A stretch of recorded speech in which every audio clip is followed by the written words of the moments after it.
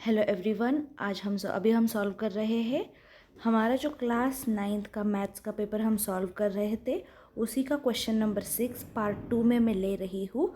तो देखो question number 6 पे उन्होंने क्या दिया हुआ है। क्वेश्चन नंबर 6 क्या दिया हुआ है उन्होंने, in a cricket match batswoman hits a boundary 6 times out of 30 balls she plays. Find the probability that she did not hit boundary. Okay, मतलब in cricket match batswoman hits boundary 6 times, 30 ball में से 6 times उसने क्या किया है, ball को hit किया है बाउंड्री तक। Find the probability she did not hit a boundary. हमें फाइंड आउट करना है कि उसने प्रोबेबिलिटी फाइंड आउट करनी कि उसने कितने कितने बॉल्स के लिए बाउंड्री को हिट नहीं किया होगा। देखो मैंने बहुत ही इजी सॉल्यूशन आपके लिए लाया है। क्या है इसमें, number of balls she played, उसने कितने balls, number of balls she played 30 balls. Number of balls went on a boundary, boundary तक कितने गए हैं 6 बॉल्स। ओके, तो जब भी प्रोबेबिलिटी निकालते हैं तो आउट ऑफ कितने, तो 30 में से 6 उसके क्या गए हैं, बाउंड्री तक गए हैं। सो 30 माइनस 6 24/30। तो ये दोनों भी मिलके किसके टेबल में है, ये आपको सोचना है और आपका आंसर आ जाएगा। ठीक है, तो 6 5 ज़ा 30 एंड 6 4 ज़ा, तो इट बिकम्स 4/5। ठीक है, इस तरीके से देखो प्रोबेबिलिटी बहुत ईजी चैप्टर होता है। एक चीज़ ध्यान में रख दो कि जो टोटल होता है वो हमें अपॉन में डिनोमिनेटर्स में लिखना है।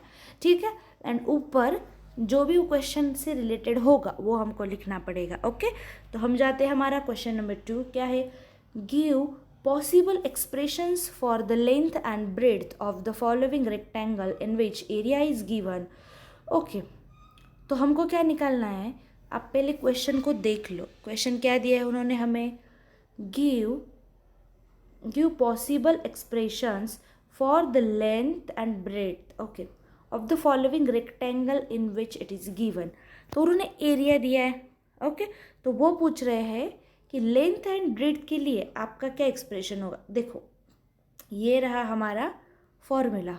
ठीक है, और फॉर्मूले में सबसे पहले क्या है, एरिया ऑफ रेक्टेंगल क्या होता है, लेंथ इनटू ब्रेड्थ। अब मुझे कैसे पता चला कि मुझे एरिया ऑफ रेक्टेंगल ही लेना है, तो आपको ये सोचना है, उन्होंने जो क्वेश्चन पूछा लेंथ एंड ब्रेड्थ के लिए आपको एक इक्वेशन बनाना है। तो आपको ये सोचना है बच्चों कि लेंथ एंड ब्रेड्थ दोनों साथ में किस फॉर्मूला में आते हैं, तो वो आते हैं एरिया ऑफ रेक्टेंगल में। ओके, तो हम क्या करेंगे, अभी यहाँ पे एरिया ऑफ रेक्टेंगल हमने लिख दिया। तो क्या दिया area of rectangle, 35y² plus 28y minus 15y, as it is नीचे लिखा। अब इसमें से हम क्या लिया है, उन्होंने कॉमन ले लिया है। राइट, तो पहले में क्या कॉमन ले लिया उन्होंने, आपको वो डिस्ट्रीब्यूट करना है। जैसे कि अभी 28 है तो 35 एंड 15 उसका हम क्या करेंगे, तो हमारा 20 मतलब प्लस करना है, उनका मल्टीप्लिकेशन 28 आना चाहिए। हाँ, और 35 में से अगर आप 15 माइनस कर लोगे तो आपको देखना है ऑप्शन में क्या आता है। और एक चीज़ इसमें है, आप लोग देख सकते हो, मैं आपको यहाँ पे करके बता देती हूँ। 35 एंड 28 है राइट, तो 7 के टेबल में क्या आता है, आपको ये चीज़ चेक करनी है। 7y, देखो यहाँ पे y है और यहाँ पे y² है, यहाँ पे y है। ठीक है, दोनों साथ में किसके टेबल में आते हैं, 7 के टेबल में। तो अगर y² है यहाँ पे और यहाँ पे y है, तो जो छोटा होता है उसको हमें क्या लेना होता है, कॉमन लेना होता है। तो y² एंड y में छोटा कौन है, y, तो उसको मैंने बाहर ले लिया। 28 एंड 35 दोनों साथ में किसके टेबल में है, तो आपको वो चेक करना है किसके टेबल में है, 7 के। तो जो छोटा था y उसको मैंने बाहर ले लिया। अब 7 से मैं क्या करूँगी, 35 को डिवाइड करूँगी, तो 7 5 ज़ा 35। अब ये जो y था वो बाहर आ गया, अंदर एक y हमारा बच गया। तो उसको हम क्या करेंगे, अभी एक y को बाहर लेंगे तो अंदर क्या बचेगा, तो अंदर बचेगा 35 का अगर 7 से डिवाइड किया तो इट बिकम्स 5y एंड 7 4 ज़ा 28। यहाँ तक ठीक है, 7 4 ज़ा 28। अब आगे क्या किया है उन्होंने, आगे भी हमें कैसे सॉल्व करना है मैं आपको बता देती हूँ। हाँ, तो अब हमें हमारा कौन सा चल रहा है, नीचे का, ओके, मतलब 7y 5y हो गया। अब यहाँ पे अगर आपने एक चीज़ नोटिस की होगी तो यहाँ पे मेरा +12 रहना बाकी है, ठीक है ना। मतलब क्या बाकी था, मेरा +12 रहना बाकी, लिखना बाकी था, तो अभी मेरा वो हो गया। तो मतलब अभी क्या बचा हमारा, देखो मैं आपको बता देती हूँ इसको सॉल्व कैसे करना है। मेरा क्या बचा अभी, देखो फिर से एक बार देखो, 15y माइनस क्या था 12, राइट। तो इसमें से y तो बाहर नहीं आ सकता क्योंकि एक ही बार है, तो 3 की टेबल में दोनों भी है तो 3 बाहर आएगा, तो अंदर क्या बचेगा 3 5 जा 5y, बाहर माइनस साइन था अंदर का चेंज हो गया, एंड 3 4 जा। सो इसीलिए देखो इसको भी कॉमन ले लिया, तो यहाँ पे मेरा क्या बचा था लिखना, 12 लिखना, यहाँ पे +12 लिखना बच गया था, इसीलिए थोड़ा सा प्रॉब्लम हो गया, राइट। सो यहाँ पे अगर हमने +12 लिख दिया, यहाँ पे +12 लिख दिया, तो हम क्या कर पाएंगे, -3y, तो 3 को और 12 को हम कॉमन ले पाएंगे, बराबर।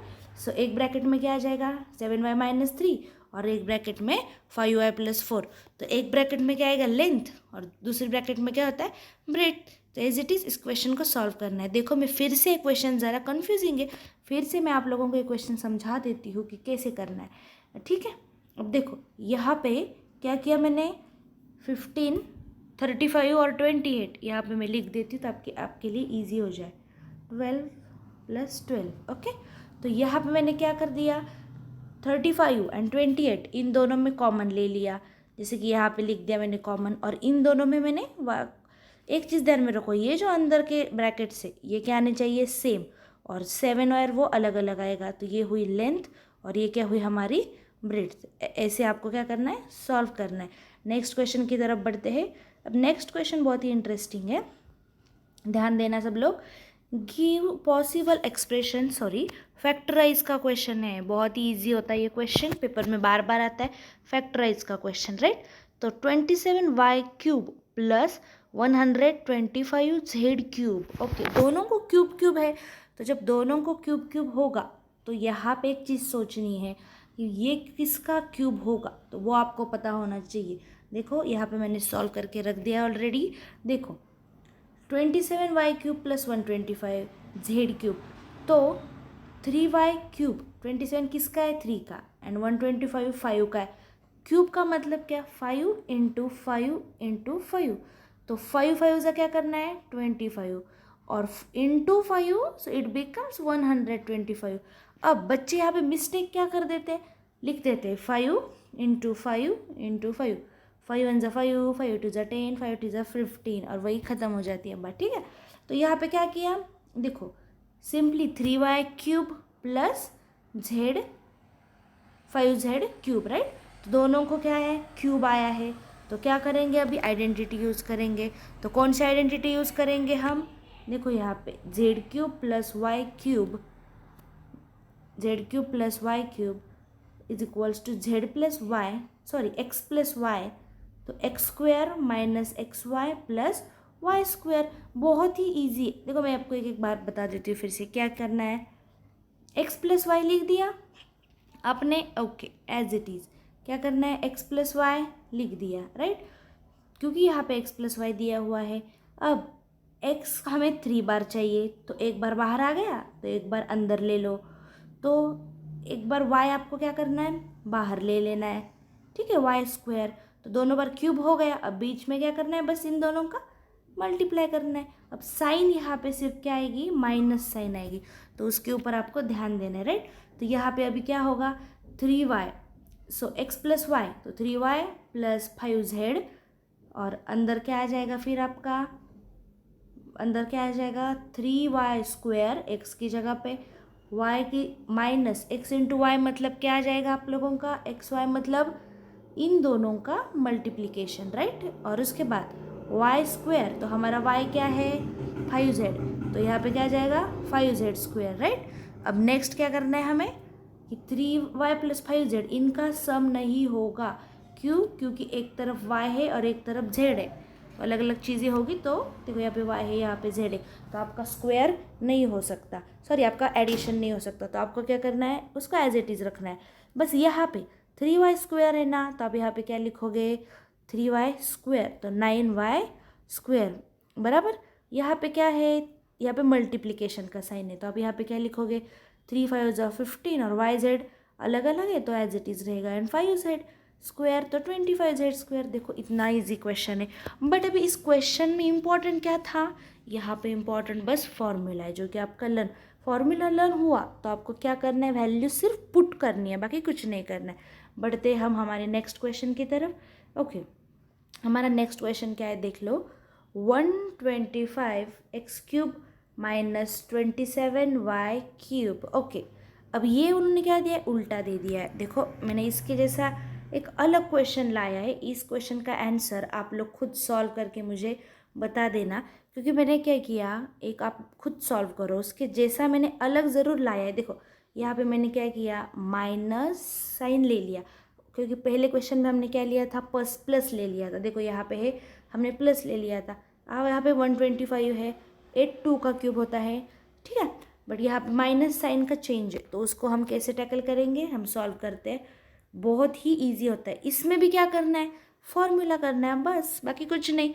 देखो कैसे करेंगे इसको सॉल्व हम, 5x³ - 2y³, माइनस था तो बीच में माइनस लिख दिया। ओके, अब यहाँ पे आप क्या करोगे, पहले फॉर्मूला में हमने क्या लिखा था प्लस, तो यहाँ पे आएगा माइनस, और यहाँ पे पहले फॉर्मूला में यहाँ पे माइनस था। मैं आपको एक बार फिर से दिखा देती हूँ, देख लो यहाँ पे क्या है, यहाँ पे आपको क्या है माइनस।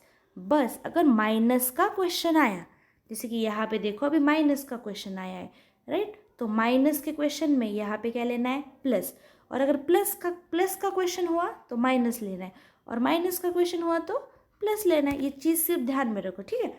तो यहाँ पे बाकी फॉर्मूला एज इट इज़ है, ठीक है ना। तो यहाँ पे 5 लिख दिया, 5 को हम मानेंगे 5 मतलब हमारा x, और ये y आ जाएगा हमारा फॉर्मूला वाइज। तो क्या फॉर्मूला आएगा आपका, देखो a³ - b³, a - b, a² + ab + b², बस फॉर्मूला में पुट कर दो। तो अब जब फॉर्मूला में पुट करोगे, जैसे यहाँ पे अपने a क्या है आपका 5 लिख दिया, b क्या है आपका 2y लिख दिया, अब a मतलब 5 का स्क्वायर तो 25x, अब a b क्या है आपका 5x × 2y, सो 5 × 2 10 और xy as it is, and b क्या है आपका 2y, तो इट बिकम्स 4y²। ये क्वेश्चंस बहुत ही ईजी है, इसमें आपको हमेशा आप स्कोर कर सकते हो, और फॉर्मूला लर्न करने की ज़रूरत भी नहीं है। जैसे कि मैंने आपको बताया, ध्यान में रखो फॉर्मूला, अगर आप भूल गए हो थोड़ा सा पीछे ले लो वीडियो और ट्रिक देख लो कि मैंने कैसे बताया है फॉर्मूला, ठीक है। अब बढ़ते हम हमारे नेक्स्ट क्वेश्चन की तरफ, ठीक है। अब नेक्स्ट क्वेश्चन इंपॉर्टेंट क्वेश्चन है, ध्यान देना आप लोग, ठीक है। Right circular cylinder just encloses a sphere of radius r, ठीक है। Find surface area of sphere का सरफेस एरिया फाइंड आउट करना है। Okay, curve surface area of the cylinder का curve surface area, and ratio of area obtain in 1 और 2। तो 1 और 2 में जो रेशो एरिया आया है उसका रेशो निकालना है। ओके, क्वेश्चन समझ में नहीं आया, चलो ठीक है, एक और एक ट्रिक बता देती हूँ। कुछ क्वेश्चंस ना हार्ड होते हैं, ठीक है ना, मतलब हम जब रीड करते हैं तो हमको अच्छे से समझ में नहीं आते, क्वेश्चन ही समझ में नहीं आता, कभी कभी फॉर्मूलाज पता होते हैं। तो ऐसे क्वेश्चन, देखो ये क्वेश्चन मुझे पता है बच्चों को समझ में आ गया होगा, कुछ बच्चों को नहीं।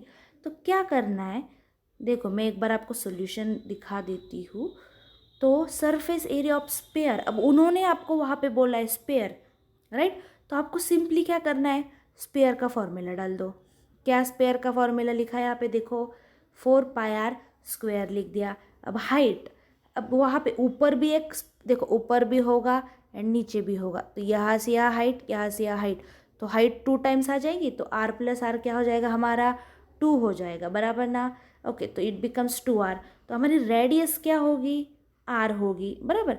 तो कर्व सरफेस एरिया क्या आ जाएगा, 2πrh।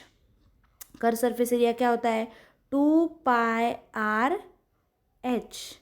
बट मेरा h क्या है, मेरा h ही क्या है 2r, तो मैं h की जगह पे क्या लिखूंगी 2r लिखूंगी। तो मेरा फॉर्मूला क्या हो जाएगा, मेरा फॉर्मूला 4πr आर स्क्वायर, जैसे कि देखो ये दोनों फॉर्मूले सेम फॉर्मूलाज है, 4πr², 4πr²।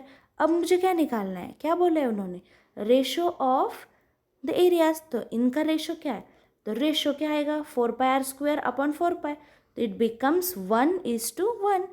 इसमें क्या किया मैंने, देखो इतना छोटा सा क्वेश्चन था, इतना छोटा सा आंसर था, बट क्वेश्चन बहुत डेंजर लग रहा है कुछ बच्चों को, लग भी सकता है, नो प्रॉब्लम। कैसे समझा, मुझे क्या करना है, देखो सरफेस एरिया ऑफ स्फीयर है। अब मुझे क्वेश्चन समझ में नहीं आया, ऐसे समझो।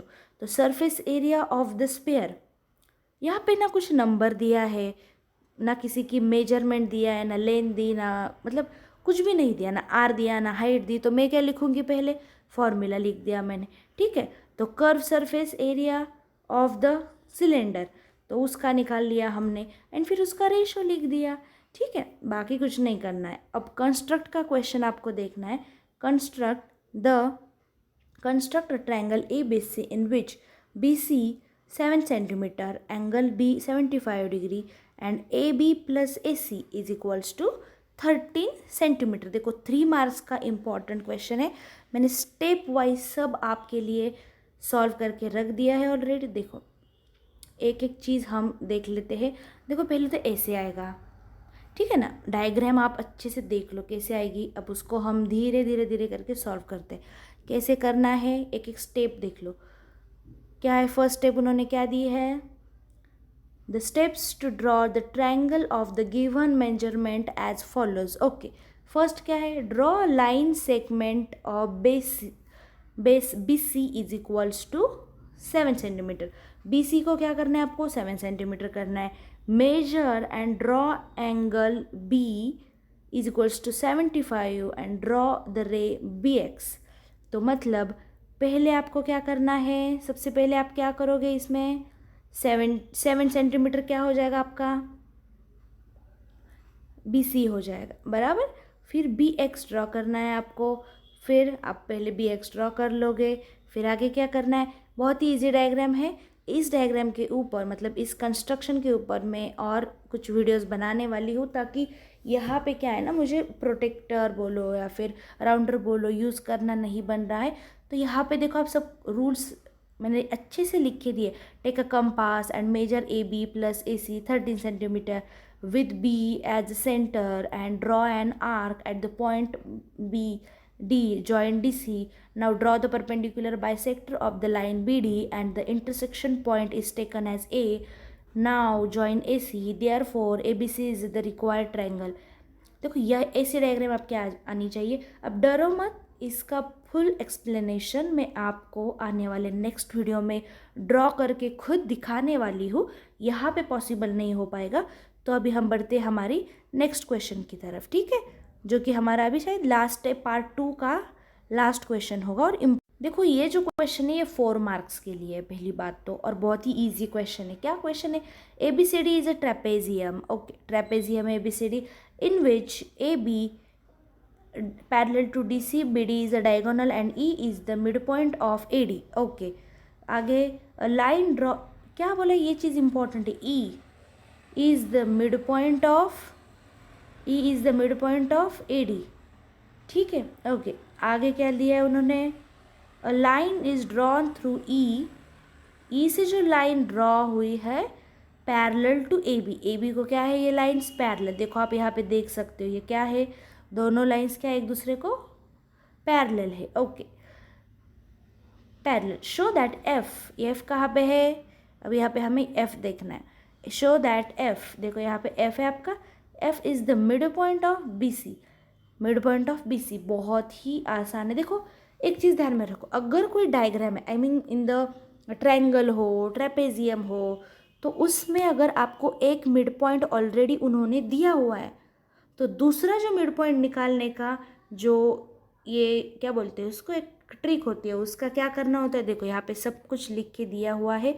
क्या लिखा है, A B C D is a trapezium, बराबर, A B C D is a trapezium.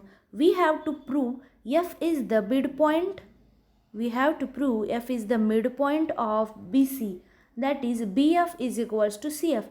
अब B F is equals to C F क्यों, अगर कोई भी चीज़ मिड पॉइंट है, तो मिड पॉइंट हो तो हमें क्या करना पड़ेगा, उसका दोनों भी जो उस लाइन के 2 इक्वल पार्ट्स में वो लाइन डिवाइड हो जाएगी।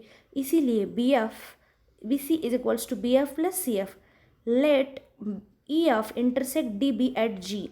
ठीक है, ई एफ को इंटरसेक्ट किया है, देखो अब यहाँ पे ई एफ को इंटरसेक्ट किया है जी पे, है ना। D B and E F कहाँ पे इंटरसेक्ट हुए हैं, मैं आपको एक चीज़ करके सॉल्व करके दिखा देती हूँ। देखो यहाँ पे क्या किया है, ये जो उन्होंने दिया है क्या, D B and E F intersect at point G, मतलब जी पे क्या किया है उन्होंने, उसको इंटरसेक्ट किया है। ठीक है, जी पे क्या किया है उन्होंने इसको, देखो यहाँ पे इंटरसेक्ट मतलब यहाँ पे वो मिल गए। अब क्यों मिला मैं आपको एक चीज़ बता देती हूँ। देखो अब क्या किया है, मैंने पहले बता दिया, E F intersect D B at G. Okay, in triangle A B D देखो, ओके ए बी डी कहाँ पे, ए बी डी मैं आपको बता देती हूँ। देखो ए बी डी, हाँ ये सर्कल के अंदर जो देखो ए कहाँ पे आया है, ए बी और यहाँ पे आ गया आपका डी, तो ए बी और डी। ठीक है, तो ए बी डी से क्या हुआ, ये ट्रायंगल लेने के लिए बोला, ओके ले लिया ट्रायंगल। नाउ उसमें E is the mid point, अब उसमें ई मिड पॉइंट है बराबर, तो मतलब अगर ई मिड पॉइंट है तो मतलब ई डी एंड ए ई क्या हो जाएंगे, इक्वल हो जाएंगे। ओके, और एक चीज़ हो जाएगी, क्या हो जाएगी, ई अगर मिड पॉइंट है तो A D is parallel to E G, mid point of A D. देखो E is the mid point of A D, E किसका मिड पॉइंट है, ए डी का, hence E G parallel to A B, E G A B को क्या हो जाएगा, parallel हो जाएगा, क्योंकि पैरेलल जैसे हमने मिड पॉइंट थ्योरम देखा है, अगर आपको नहीं पता तो नेक्स्ट वीडियो में वो आ जाएगा। ऑल्सो जी अगर देखो ई जी एंड ए बी अच्छे से सुनो, बहुत ही इंपॉर्टेंट चीज़ है। ई जी कहाँ पे, ई जी जैसे उन्होंने बोला ई जी मतलब ही ई एफ है, ये चीज़ ध्यान में रखो, क्या ई जी मतलब ही क्या है, ई एफ है। ओके, तो ई जी इज पैरेलल टू क्या है, ए बी। ओके, अब ये जहाँ पे ई आया है, अगर इसको हमने एक्सटेंड किया जी एफ को तो क्या हो जाएगा हमारा, तो जी एफ को अगर आपने आगे बढ़ा दिया, जैसे यहाँ से आ गई ये लाइन, मैं आपको फिर से एक चीज़ करके दिखा देती हूँ, ध्यान से सुनना। क्या, देखो ई जी मतलब ही ई एफ है, मतलब क्या हुआ, E F parallel to A B है, इसीलिए ई मिड पॉइंट है, हमने बोल दिया अगर ई मिड पॉइंट है तो ये पैरेलल है। एट द सेम टाइम ये भी तो दोनों पैरेलल हो गए ना, तो E F parallel to A B, hence फेन से क्या हो जाएगा आपका, G will be the mid point of D B, G किसका मिड पॉइंट हो जाएगा, डी बी का। अब आगे क्या दिया उन्होंने, now E F parallel to A B, E F किसको पैरेलल है, ए बी को, and A B parallel to D C. देखो ऊपर भी दिया हुआ है ए बी कहाँ पे है, यहाँ पे पैरेलल टू किसको है, सी डी या डी सी बोल लो, right. Hence E F parallel to C D, E F भी क्या हो जाएगा, सी डी को पैरेलल हो जाएगा, तो सब एक दूसरे को पैरेलल हो गए। तो in triangle B C D, अब हमें किस में देखना है, in triangle B C D, कहाँ पे है, बी सी डी, देखो यहाँ पे ही आप लोग देख लेना, in triangle B C D. ठीक है, बी सी डी कहाँ पे है, मैं फिर से एक बार पॉइंट करके दिखा देती हूँ आप लोगों को। देखो यहाँ पे बी सी डी, ठीक है, बी सी डी में भी क्या हो जाएगा फिर, B C D G F parallel to C D.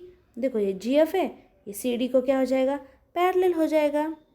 समझ में आ रही है बात, G F parallel to C D, hence F is the mid point of B सी।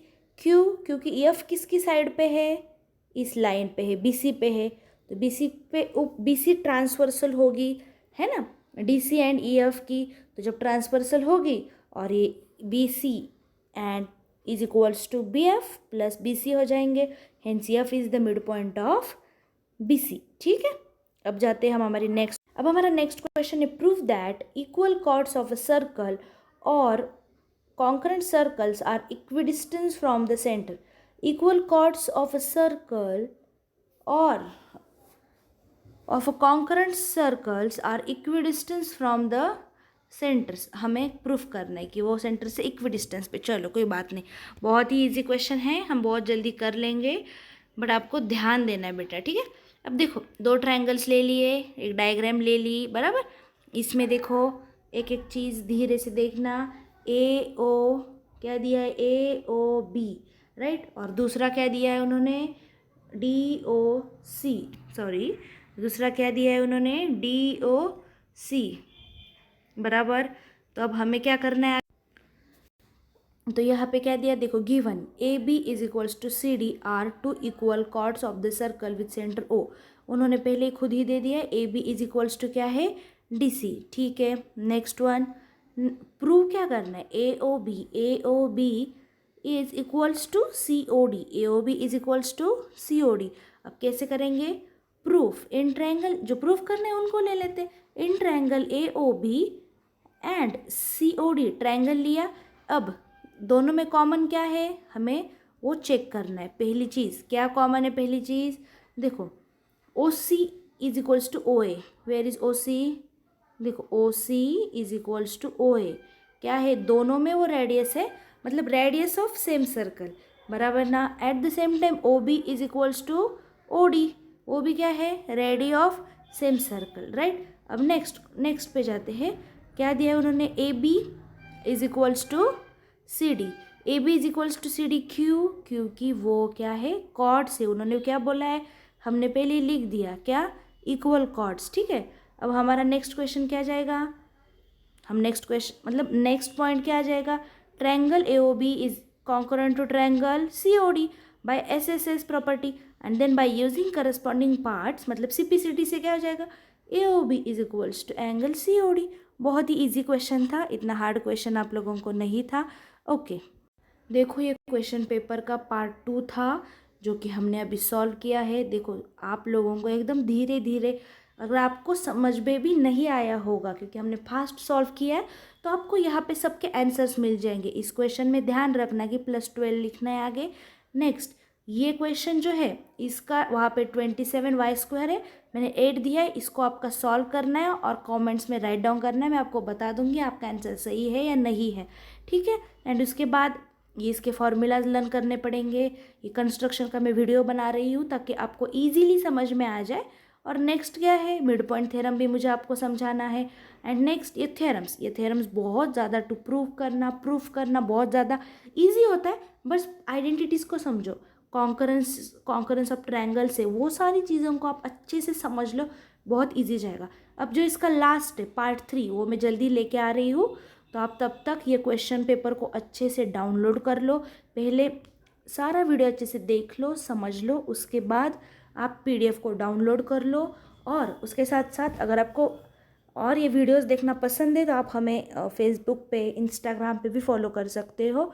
और कमेंट में ज़रूर बताना कि आपको अगर इसके जैसे और क्वेश्चन पेपर्स चाहिए तो मुझे प्लीज़ कमेंट में मैसेज कर देना। और हाँ, PDF ज़रूर डाउनलोड करना ताकि उससे आपको हेल्प होगी। PDF में मैंने आंसर्स नहीं दिए हुए हैं, कुछ PDFs में दिए हुए हैं, तो वो अच्छे से चेक करके आप अच्छे से सॉल्व कर लेना। Okay, thank you. चैनल को सब्सक्राइब करना मत भूलना ताकि ऐसे क्वेश्चन पेपर्स आते रहेंगे, इसीलिए चैनल को सब्सक्राइब करना मत भूलना। एंड एक 1 लाइक आप कर ही सकते हो। Please do like, share and comment on our question paper videos.